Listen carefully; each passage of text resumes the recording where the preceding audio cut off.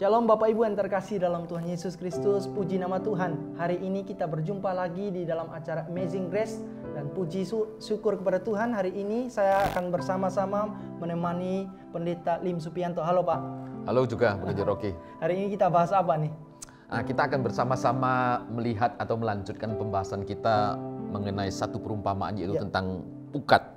Di dalam Matius pasal yang ke-13 ayat yang ke-47 hingga ayat yang ke-50. Firman Tuhan berbunyi demikian. Demikian pula harta kerajaan sorga itu seumpama pukat yang dilabuhkan di laut, lalu mengumpulkan berbagai-bagai jenis ikan. Setelah penuh, pukat itu pun diseret orang ke pantai. Lalu duduklah mereka dan mengumpulkan ikan yang baik ke dalam pasu, dan ikan yang tidak baik mereka buang. Demikian juga pada akhir zaman, malaikat-malaikat akan datang memisahkan orang jahat dari orang benar, lalu mencampakkan orang jahat ke dalam dapur api. Di sana akan terdapat ratapan dan kertakan gigi. Wow, baik Musa. Kalau saya mendengar apa yang Musa bacakan ini dari Matius ini, ya perumpamaan tentang pukat ini, saya tertarik dengan perumpamaan yang Tuhan Yesus sampaikan. Ini berkaitan dengan profesi murid-murid sebagai nelayan. Apakah ini sangat nyantol dengan info yang Tuhan Yesus sampaikan kepada murid-murid? Karena kan mereka sudah biasa untuk pergi melaut, pergi tangkap ikan, entah itu mancing atau melakukan yang lain, apalagi pukat. Bagaimana Musa? Ya, kita menyadari memang betul bahwa di antara murid-murid Kristus, sebagian besar, paling tidak minimal ada 7 murid yang punya profesi dikatakan adalah nelayan sebelumnya. Nah tentunya ketika Yesus memberikan perumpamaan ini, mereka jauh lebih familiar di dalam memahami akan kebenaran atau pesan atau berita yang ingin Yesus sampaikan. Saya percaya latar belakang profesi murid sebelumnya sebagai nelayan itu mendukung pemahaman mereka ketika Yesus mengangkat perumpamaan tentang pukat ini. Oke, baik. Di dalam konteks pada saat itu emang apakah pukat yang paling diutamakan? Kan ada jala, ada pancing dan lain sebagainya. Bagaimana? Ya, memang betul gitu ya. Pada masa itu nelayan gitu ya, profesi mereka ketika menangkap ikan itu ada beberapa metode yang bisa dipakai. Mulai dari mancing, menjala, atau dengan pukat ini. Nah tentunya pukat ini jauh lebih efektif. Karena bentuknya lebih besar kan. Kapasitasnya jauh lebih besar. Nah kalau kita mancing kan dapatnya satu-satu. Kalau kita jala itu mungkin hanya sekumpulan beberapa aja gitu ya. Sekali lempar. Tetapi pukat ini beda. Mereka taruh atau pancang di daerah danau atau laut dengan luas yang luar biasa. Pukat waktu itu dikatakan tingginya itu bisa sampai 2-3 meter. Anda bayangkan. Sedangkan lebarnya itu bisa sampai 100. Nah, pukat ini bisa ditarik oleh 2 kapal, juga bisa dalam pengertian ditancap dalam satu sisi, lalu satu kapal yang jalan, atau ditancap 2 sisinya, besoknya baru diambil gitu. Nah, karena sangat besar, maka pukat ini kemungkinan berhasil mendapatkan ikan yang sangat luar biasa banyak. Nah, pada masa itu, Danau Galilea itu boleh bilang menjadi pusat produksi ikan untuk mendapatkan ikan itu di Danau Galilea. Nah, pada waktu pukat ini dilabuhkan, maka mereka akan mendapatkan jumlah yang sangat banyak dikatakan. Baik Musa, berarti gini, yang saya suka lagi ini, kan ada dipisahin, ikan yang tidak baik dibuang, ikan yang baik dimasukkan ke dalam pasu. Ini apa kaitannya dengan konteks teologi ini? Ya.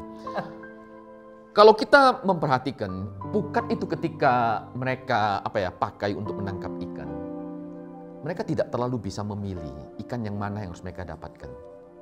Bisa dapat ikan yang kecil, juga bisa ikan yang besar. Tapi juga bisa dapatkan ikan yang bisa dikonsumsi. Tapi juga ada yang tidak bisa dikonsumsi. Kalau kita membaca di dalam Imamat 11, itu ada beberapa ikan yang tidak bersirip, lalu tidak bersisik. Nah, itu menurut Taurat mereka tidak boleh makan. Dan ketika mereka dapatkan ikan itu, mereka harus buang gitu. Nah, pemisahan ini adalah untuk melukiskan atau mengajarkan tentang penghakiman di akhir zaman itu. Karena memang ketika pada masa akhir zaman akan ada pemisahan antara orang benar dan orang tidak benar. Yes. Antara orang yang jahat dan orang yang baik. Nah, orang ikan yang baik ini adalah mewakili, adalah mereka yang takut akan Tuhan. Orang benar. Sedangkan ikan yang tidak baik yang dibuang ini, itu adalah mewakili orang-orang yang jahat, yang tidak takut akan Allah. Jadi pada masa penghakiman akan terjadi pemisahan gitu. Nah, yang dipisahkan, yang dibuang ini dikatakan mereka akan mengalami kertakan dan ratapan. Yang satu lukisan penderitaan yang sangat amat luar biasa akan dialami. Sebenarnya ini adalah satu peringatan bagi kita selama kita masih ada kesempatan meresponi akan Injil Tuhan.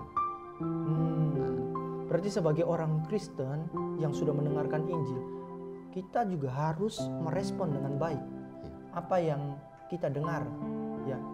Ya itu tepat sekali. Apalagi kalau kita lihat di dalam konteks Matius pasal yang ke-13 ini.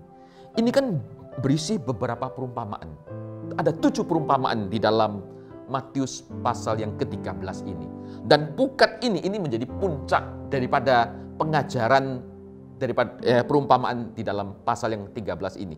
Nah, ada 7 perumpamaan. Kita tahu di dalam tradisi Yahudi 7 itu mewakili kesempurnaan. Dan ditutup dengan pukat ini. Nah, kalau kita perhatikan di dalam perumpamaan-perumpamaan sebelumnya gitu ya. Di situ tuntut bagaimana kita menghargai nilai kerajaan Allah. Dikatakan seperti mutiara. Lalu bagaimana kita merespon ketika seorang penabur menabur. Nah, lalu bagaimana kita berkomitmen gitu loh. Nah, di dalam kita merespon itulah nanti akan menentukan nasib akhir kita. Maka perumpamaan pukat ini muncul. Ada pemisahan setelah kita mendengar perumpamaan tentang kerajaan sorga. Nah, para pendengar dituntut untuk merespon itu.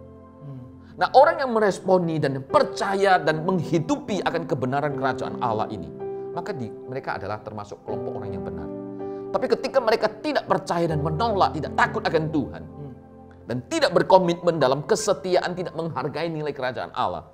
Nah, mereka itu diumpamakan seperti ikan yang tidak ada nilainya. Dia akan dicampakkan gitu di hadapan Allah.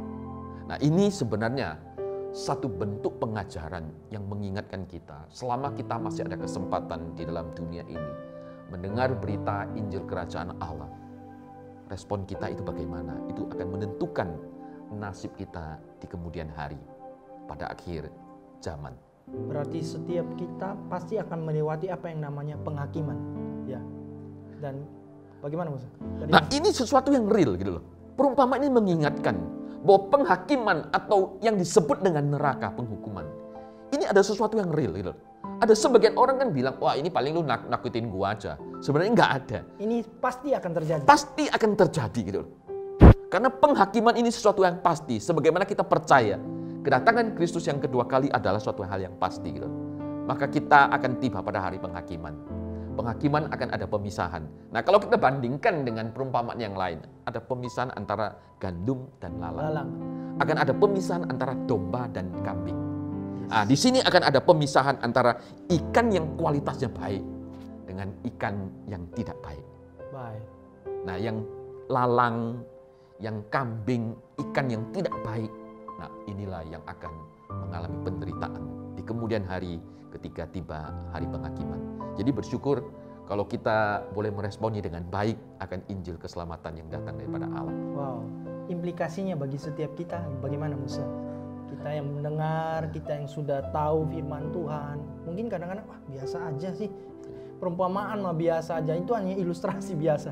Apalagi ini Musa tadi katakan ini ending dari 7 perumpamaan yang ada. Ini betapa penting Tuhan menekankan tentang kerajaan. Kita harus merespon. Bagaimana Musa? Implikasinya bagi kita. Nah, implikasi praktis adalah ketika engkau dan saya mendengar Injil kerajaan Allah gitu ya. Tuhan ingin kita menghidupi. Wow. Meresponi dengan penuh komitmen, penuh dengan kesetiaan dan menghargai sungguh-sungguh nilai kerajaan Allah itu.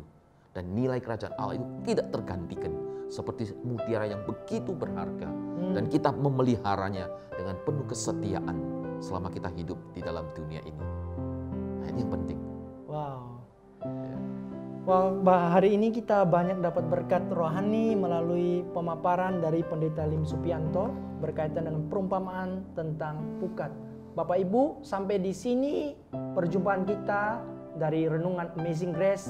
Kami berharap di setiap renungan yang kami sampaikan ini memberkati setiap kita, menumbuhkan iman kita untuk kita semakin hidup melekat kepada Kristus, menjadi serupa dengan Kristus. Sampai jumpa di dalam Amazing Grace berikutnya minggu depan. Tuhan Yesus memberkati. Terima kasih Pendeta Lim. Salam, kita Salam. bertemu kembali.